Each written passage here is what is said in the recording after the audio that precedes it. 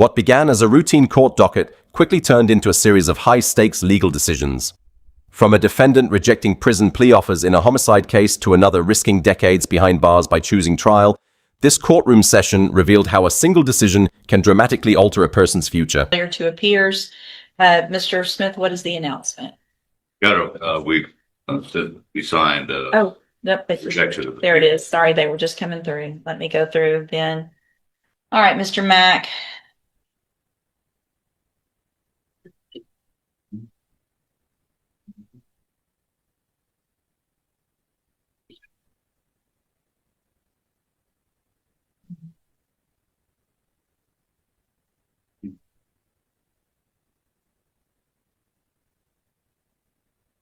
In cause number 24, DCCR 1046, you're charged with a state jail felony offense of criminally negligent homicide, and that's from March 10th of 2024. And what that means, sir, is that if you go to trial and you're found guilty in that case, the range of punishment would be between 6 months and up to 2 years in a state jail prison. Do you understand? Yes, ma'am. And then in cause number 26, DCCR 0085,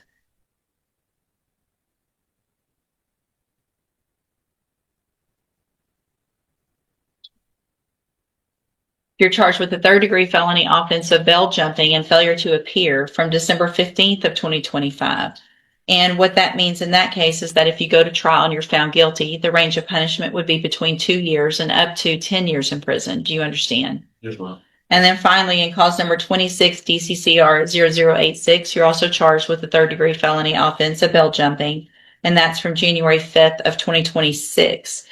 Same thing, if you're found guilty in that case, the range of punishment would be between 2 years and up to 10 years in prison. Do you understand? Yes, ma'am. In each of those cases, I have here on the tablet plea bargain rejections that you've signed with Mr. Smith that shows that the district attorney's office has made offers if you wanted to enter pleas of guilty for a 2-year term in the state jail prison on that state jail case, and then 5-year terms on the other 2 bail jumping cases, all to run concurrently or at the same time. You have every right to reject those offers and have all of your cases set for trial. I just want to make sure you understand what the possible consequences are if you go to trial, what your options are if you wanted to enter pleas of guilty. And do you understand all of that? Yes, ma'am. And do you want to reject those offers and have all of your cases set for trial? Yes, ma'am. Has everything, discovery been, you've gotten everything you need, Mr. S, or everything they have as far as you know? Have, Your Honor. However, just to this court will know, due to my hospitalization, I truly believe that these cases can be moved if we can get an offer of probation. That is not the case at the moment, but that's where we're at. This is the first offender. He's eligible for probation from a jury. Right now, Mr. Coleman is only recommending print time. Do you know, Mr. Nichols, who is this going to be yours, or are you just covering today? I don't know who ultimately it's going to be assigned to a judge. I know, it's a homicide case, so I wouldn't expect that part of the offer to change.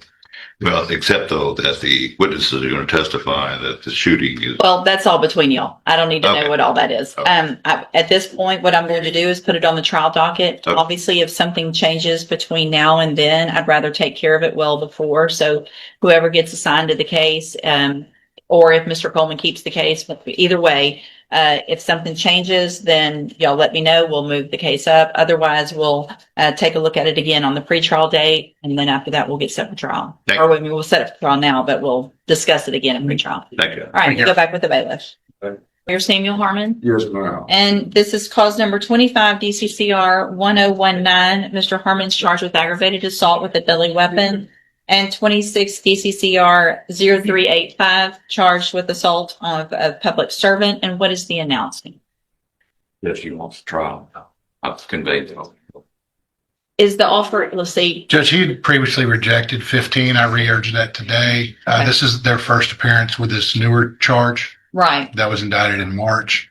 And my offer was for them to run concurrent. So 15 years in each to run concurrent. Yes, Your Honor. And so when we've gone over this before, Mr. Harmon, when it was just the one case, that if you're found guilty in either of these cases, the range of punishment would be that of a habitual offender if that prior criminal history is correct, which means your minimum punishment would be 25 years in prison up to 99 years or life. And you understand that. Yes.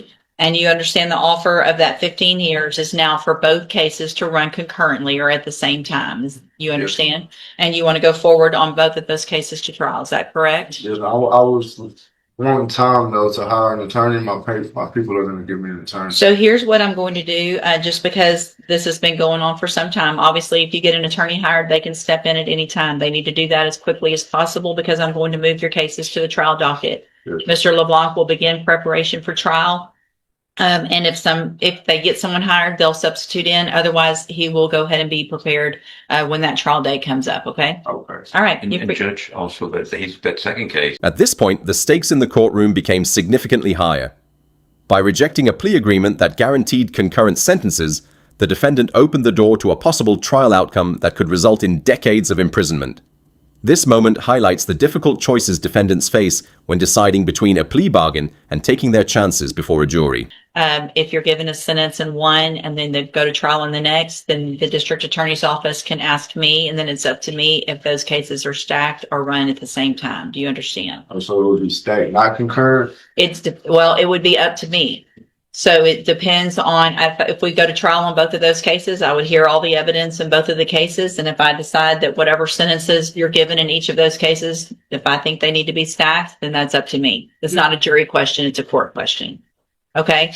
The plea agreement, if you wanted to enter a plea, is negotiated that they would run at the same time if you wanted to take the plea deal. Oh, okay. But if it goes to trial, then it becomes up to me if you're found guilty in both. That makes sense? Yes, ma'am. Okay. And you want to go to trial? Yes, ma'am. All right. We'll get it set for trial. Then you can go back with the bailiff.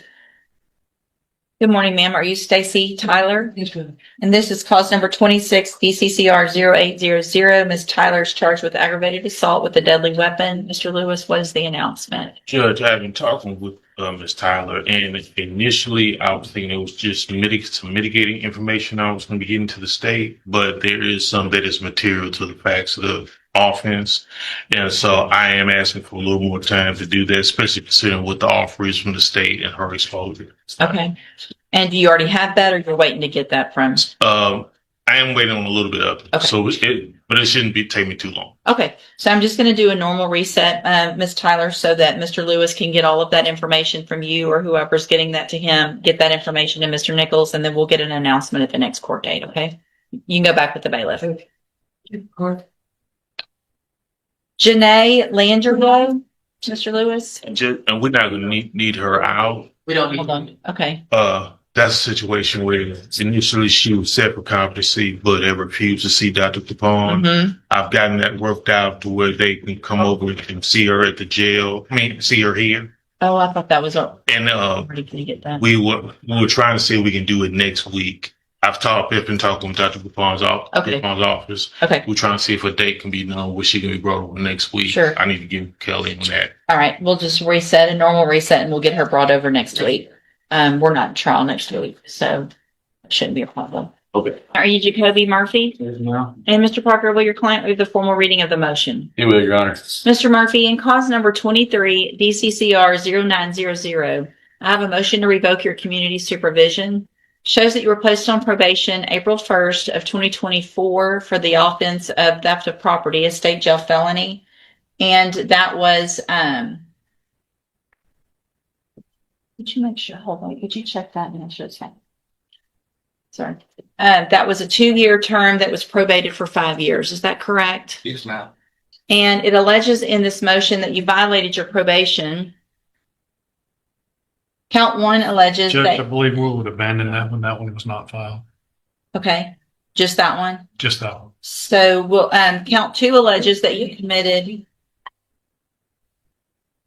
the offense of driving while license invalid, March 14th of 2026 in Bexar County, Texas. And is that true or not true? True.